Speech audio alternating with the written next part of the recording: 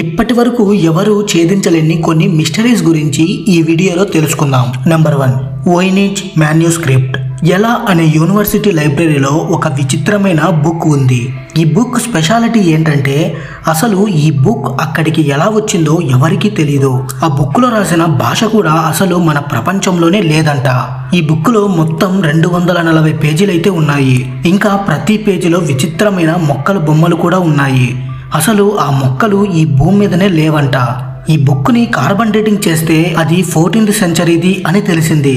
ఇది aliens book అని కొందరు అంటూ ఉంటారు. కానీ నిజానికి ఆ మిస్టరీ ఏంటో ఎవరికీ తెలియదు. Green child of Woolpit. 12వ శతాబ్దంలో ఇంగ్లాండ్లో వూల్పిట్ అనే గ్రామంలో సడన్గా ఒక ఇద్దరు అక్క తమ్ముళ్ళు ప్రత్యక్షమయ్యారు. వాళ్ళు చూడ్డానికి గ్రీన్ కలర్లో ఉన్నారు. వాళ్ళు బీఫ్ని తప్ప ఇంకేం తినట్లేదు. వాళ్ళ భాష కూడా చాలా వింతగా ఉండేది. కొన్ని రోజులయ్యాక వాళ్ళ తమ్ముడు చనిపోయాడు. తర్వాత నెమ్మదిగా వాళ్ళ అక్క ఇంగ్లీష్ నేర్చుకుంటుంది. అప్పుడు తను ఇలా చెప్తుంది, తన ఊరి పేరు ల్యాండ్ ఆఫ్ సెయింట్ మార్టిన్ అని. అక్కడ నుంచి నేను వచ్చాను అని అందరికీ చెప్తుంది. ఇంకా అక్కడ అందరూ గ్రీన్ కలర్లోనే ఉంటారు అని చెప్తుంది. కానీ నిజానికి అలాంటి ప్లేస్ ఈ భూమి మీదనే లేదు. మరి వాళ్ళు ఎక్కడి నుంచి వచ్చారో ఎవరికీ తెలియదు. కొందరైతే వీళ్ళు ప్యారలల్ యూనివర్స్ నుంచి వచ్చారు అని చెప్తూ ఉంటారు. ఆ మిస్టరీని ఇంతవరకు ఎవరూ ఛేదించలేకపోయారు. Sailing stones. కాలిఫోర్నియాలో ఉండే డెత్ వ్యాలీ నేషనల్ పార్కులో ఈ స్టోన్స్ అయితే వాటంతటా అవే కొన్ని కిలోమీటర్స్ దూరం వరకు ప్రయాణిస్తూ ఉంటాయంట.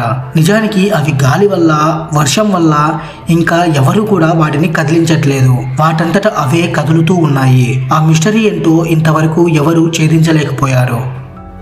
Wow signal. 1977లో జెర్రీ ఎహ్మాన్ అనే వ్యక్తి అంతరిక్షంలో రీసెర్చ్ చేస్తూ ఉంటాడు.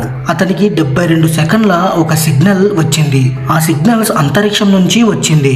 అది మన ఎర్త్ నుండి 120 లైట్ ఇయర్స్ దూరంలో ఉంది. ఈ సిగ్నల్ వచ్చి 40 సంవత్సరాలు అవుతుంది. కానీ ఇప్పటికీ నో క్లూ. Hairy hands. యూకేలో ఒక రోడ్లో 1920 నుండి 1930 మధ్యలో చాలా యాక్సిడెంట్స్ అయ్యేవి.